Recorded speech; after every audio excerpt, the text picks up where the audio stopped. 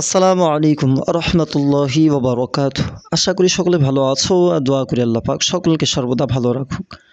আল্লাহ সকলকে হায়াতে দারাজ করুক, রোগ শোক বালা মুসিবত থেকে হেফাজত করুক, আমিন। আজকে আলোচনা করব 10 মুহররমের ঘটনা। কি কি ঘটেছিল এই 10 মুহররমে।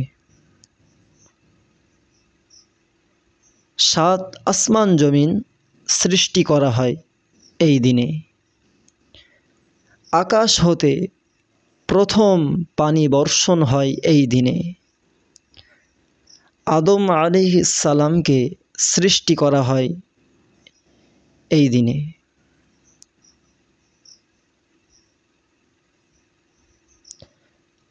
হযরত আদম আলাইহিস সালামকে জান্নাত হতে বিতাড়িত করা হয় এই দিনে।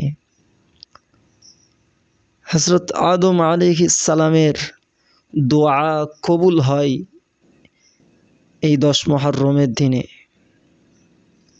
হযরত নূহ আলাইহিস সালামকে প্লাবন হতে মুক্তি দেয় এই দিনে। হযরত সুলাইমান আলাইহিস সালামকে বাদশাহী দেয় এই দিনে।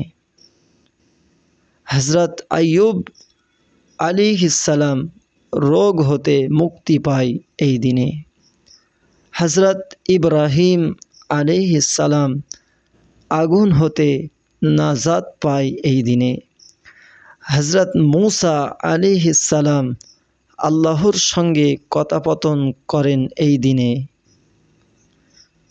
ফেরাউনকে ডুবিয়ে মারা হয় এই দিনে।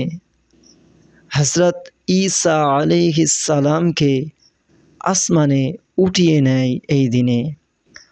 হযরত হাসান হুসাইন রাদিয়াল্লাহু তাআলা আনহুমা শহীদ হয় এই দিনে।